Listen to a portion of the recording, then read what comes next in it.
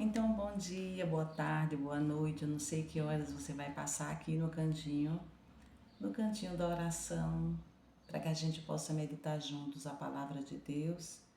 E hoje, o Salmo responsorial, o Salmo 148, vai dizer: Da vossa glória estão cheios o céu e a terra. Da vossa glória estão cheios o céu e a terra. Da vossa glória estão cheios o céu e a terra. Amém? Em nome do Pai, do Filho e do Espírito Santo. Amém. Vamos pedir a luz do Espírito Santo sobre nós, sobre nossa família, sobre todos aqueles que estão acamados, sobre todos aqueles que estão em luto, né? Naquela tragédia lá do vinhedo. Quantas mortes, quantas dores. Em tudo, Jesus é vencedor.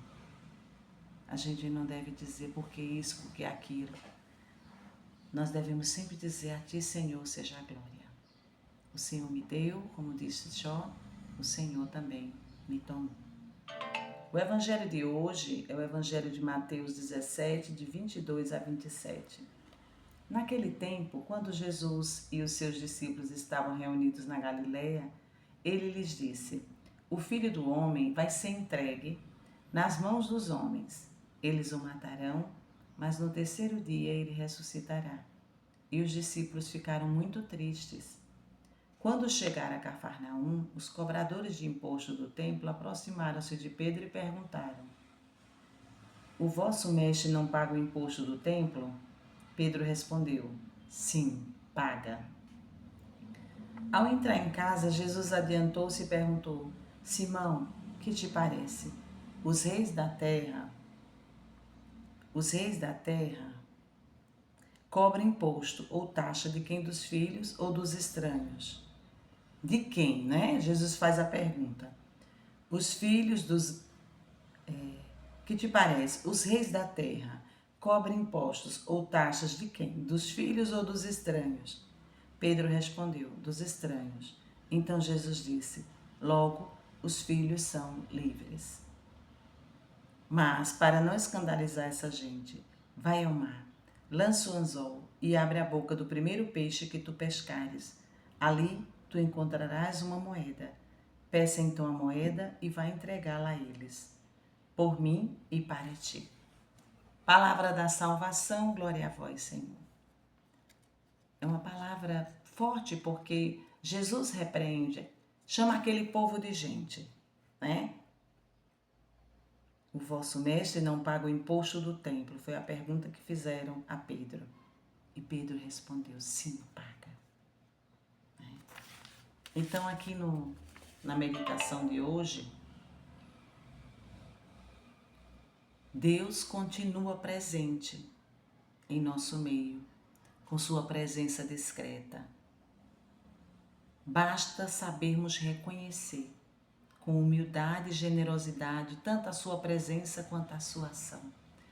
E o evangelho de hoje, ele vai trazer para nós o segundo anúncio da paixão do Senhor, de 3 a todo. Além de se referir à proximidade de Jerusalém e ao advento da cruz. O texto não deixa de ser um alerta aos discípulos para que eles não se escandalizem quando, de fato, este acontecimento se consumir. Esse texto do Evangelho a gente escuta muito na Quaresma, irmãos, quando o Filho do Homem vai ser entregue. Quem é esse Filho do Homem? Jesus. Jesus foi entregue. Então, o Templo de Jerusalém era considerado a casa de Deus. Aos poucos, com a venda de animais para o sacrifício, foi se tornando local de comércio. Contra esse abuso, certa vez Jesus se manifestou com vigor, expulsando os vendilhões no templo. Então, aqui vem a questão do imposto, que todo israelita deveria pagar anualmente ao templo. Mas alguém, como disse o texto, levantou uma pergunta, uma dúvida, se Jesus pagava ou não o imposto. Mas Pedro respondeu: ele paga. Mas como filho de Deus, ele estava isento. E assim os outros filhos da mesma casa de Deus estariam isentos, porque Jesus diz: eu criei você para a liberdade. Entretanto, para não dar mau exemplo, nem criar uma indisposição, né, contra o regime socio-religioso da época, Jesus pede a Pedro uma parcela do seu trabalho, o primeiro peixe, né, e a quantia suficiente para cumprir essa obrigação. Quantas vezes, né, lendo esse texto, nós ficamos vendo a palavra, meditando, mas a gente quer viver pagando por pagar, né? Acho que vocês compreendem. Fazendo como a lei. Mas o Senhor veio trazer para que nós cumpríssemos com liberdade. A liberdade que Ele nos deu de quê? De filhos dele, filhos amados, filhos diletos de Jesus. Então, quando fala nessa palavra, vocês são livres, me vê essa inquietação dentro do meu coração. Será que eu sou verdadeiramente livre diante do Senhor? Né? Para obedecer, Pedro obedeceu. Né? Pedro obedeceu a Jesus, o que ele recomendava para ele. Oferecia o peixe. Dentro do peixe estaria esta moeda. Então, hoje, a gente pode também se perguntar: eu fico também de coração entristecido quando meu irmão sofre? Quando meu irmão está ali detido dentro de uma cadeia? Eu fico contristado, eu fico julgando, mas por quem mandou fazer isso? A gente não fala porque a gente é ruim mesmo. Quem mandou fazer isso? É bom que fique lá, que apodreça na prisão. É essa a nossa visão, é a nossa carne. Mas o Senhor não. O Senhor nos criou para sermos livres. E nessa escolha do homem, né, a gente vai fazendo aquilo que nós queremos fazer. E vamos sofrendo as consequências do mal. Então eu penso que seja uma pergunta essencial que podemos fazer diante das situações que nos entristecem, que nos colocam para baixo, diante das enfermidades que surgem, porque ninguém controla o surgimento de uma enfermidade ou de uma tragédia, como a gente viu em Viedo. A grande pergunta não é por quê, é também, e também não é para quê. Nós já sabemos o para quê.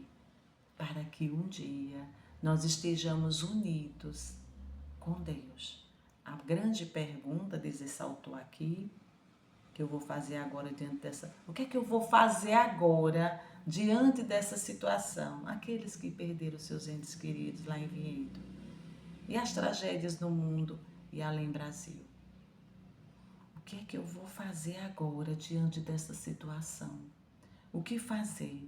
Então eu devo agir sempre na presença e em comunhão com Cristo. E essa comunhão com Ele vem de onde? Vem da oração. Eu digo a vocês e repito, se quando o meu pai faleceu com o Covid, meu coração ficou muito ruim. Eu fiquei me perguntando, por quê? Por quê? Por quê? Por quê? Por quê? Eu não queria aceitar que o meu pai tinha sido chamado pelo Senhor e que aquela enfermidade veio também para nos curar, para curar meu pai. Depois, aos 9 meses, veio o falecimento da minha mãe e ali foi que a dor dobrou. Mas o que foi que eu fiz daquela dor? Eu não fiquei em mim mesma culpando um, culpando o enfermeiro, culpando aquele, culpando... Não, eu não fiquei. Por que é que deixou lá? Por que é que não disseram a nós na morte da minha mãe que ela já estava morta? Por que demorou a dizer? Não, eu não fiquei com isso na minha cabeça. Eu ficava questionando ali, naquela minha dor, naquele luto infértil.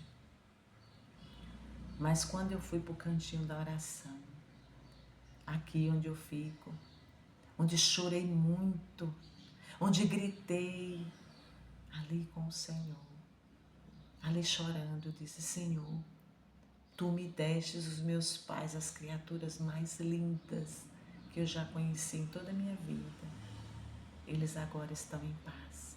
Eles dormem contigo, Senhor. Então me dá forças.